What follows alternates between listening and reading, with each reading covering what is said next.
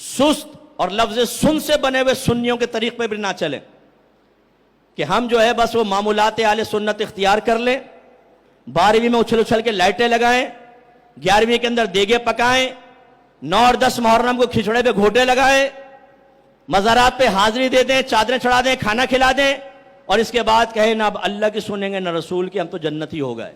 یہ بھی غلط ہے. یہ طریق انبیاء علیہ السلام، صحابہ کرام، اولیاء کرام کا نہیں رہا. یہ بھی غلط ہے. یہ نہ کریں. اللہ رسول کی اطاعت کریں اور پھر جو معاملات ہیں ان کے ساتھ حسن ظن رکھیں کہ انشاءاللہ زبردست قسم کی شفاعت ہو جائے گی.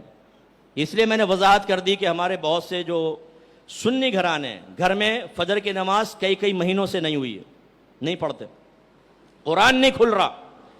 گھر میں ایک فرد ایسا نہیں جس نے کبھی زندگی میں قرآن پورا ترجمہ تفسیر سے پڑھا ہو. حدیث کی ایک کتاب گھر میں نہیں ہے جس کا ترجمہ اور شرح پڑھی ہو. بخاری آج تک آنکھوں سے نہیں دیکھی، کبھی ہاتھ میں لے کر نہیں دیکھی. ہمارے گھروں کے اندر یہ کتابیں اجنبی ہیں.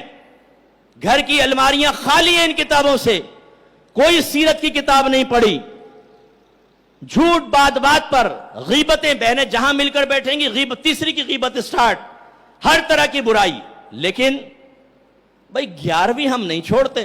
ہر مہینے غوث پاک کی 11ویں، اللہ رسول کی اطاعت، غوث پاک کی 11ویں کر تو رہے، غوث پاک بچائیں گے.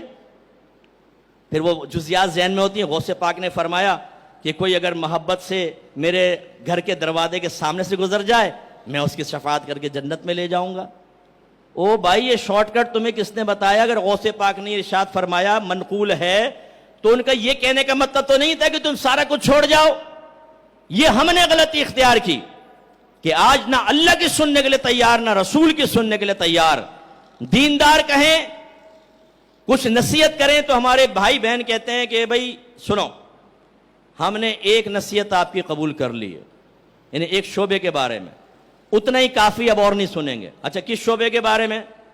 11ویں، 12ویں، تیجا، 40واں، 10واں، 20واں، خواجہ صاحب کی چھٹی، امام جعفر صادق رضی اللہ تعالیٰ عنہ کے کنڈے، ختم قادریہ، نعتیہ محافل، قاری صاحب سے قرات سنی. یہ کر تو رہے، آپ نے تو کہا تھا یہ جائز ہے. مزارات پہ حاضری، وہاں عورتوں کے دھمال یوں بال کر کے گھما رہی ہیں، اور ہمارے بھائی بھی اپنی بہن کو دیکھ کر اس کے ساتھ ساتھ گھوم رہے ہیں کہ کیا دھمال کیا بہن نے اور 7ویں آسمان تک پہنچ گئی ہے.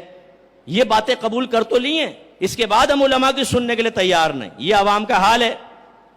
ہماری بہنیں اگر بچیوں کے رشتوں کے لیے کسی گھر میں جاتی ہیں تو ان کے عقائد کو پرکھنے کے لیے ایک ہی کویسچن ہوتا ہے، آپ نیاز کرتی ہیں؟ ہاں بس ٹھیک ہے ٹھیک ہے. یعنی ہمارے نزدیک نیاز کر لو تو وہ ضروریات دین بھی سیکھا ہوا ہے، عقائد بھی اس کے ٹھیک ہیں، نظریات بھی ٹھیک ہیں، بس نیاز کر دو، بس نیاز والے نیاز والے. وہ بھائی میں کتنے لوگوں کو جانتا ہوں جن کا دوسرے مکاتب فکر سے تعلق ہے تو ایک سال نہیں 10 سال سے نیازیں کھا رہے ہیں اور مسلک کے خلاف ہی بات کرتے ہیں. وہ یہ کہاں سے آپ نے معیار بنا لیا؟ اس لیے میرے بچوں، اللہ اس کے رسول کی اطاعت اور پھر وہ صحبت ملے گی کہ بروز قیامت انبیاء علیہ السلام، صحابہ کرام، اولیاء عظام، ہم ان کے ساتھ ہوں گے. ایک شخص نے آ کے عرض کیا، رسول اللہ آپ اس کے بارے میں کیا کہتے ہیں کہ جو کسی قوم سے محبت رکھتا ہے لیکن کبھی ان سے ملا نہیں؟ سرکار نے فرمایا جب وہ میدان معاشر میں آئے گا تو اللہ تعالیٰ اسے ان کے قریب کر دے گا، چاہے دنیا میں ان کے درمیان مشرق سے مغرب کے درمیان فاصلہ ہو. ہم نے نبیوں کو نہیں دیکھا، صحابہ کو نہیں دیکھا، اللہ تعالیٰ ہمیں رہنمائی دے گا، ہم ان کے پاس جائیں گے اور اس صحبت کا مزہ کتنا ہوگا. علماء نے فرمایا یہ جو آیت ہے، الا ان اولیاء اللہ لا خوف علیہم ولا هم يحزنون، خبردار بے شک اللہ کے دوستوں کو نہ کچھ خوف ہے نہ وہ آخرت میں غمگین ہوں گے.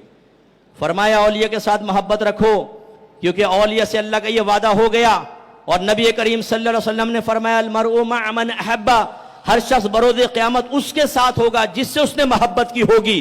تم ولیوں سے محبت رکھو، ان کے ساتھ ہوگے. جب ساتھ ہوگے تو اللہ نے ولیوں سے وعدہ کیا نہ انہیں خوف ہے نہ غمگین ہوں گے. اللہ کی رحمت سے بعید ہے کہ ولیوں کو خوف اور غم سے آزادی دے اور جو ان کے ساتھ اس کو اٹھا کے جہنم میں ڈال دے. اللہ کی رحمت سے امید ہے اللہ تعالیٰ اسے بھی بخش دے گا. اس لیے قریب آئیں، اہل سنت کے ساتھ وابستہ رہیں اور اللہ رسول کی اطاعت کی طرف آئیں.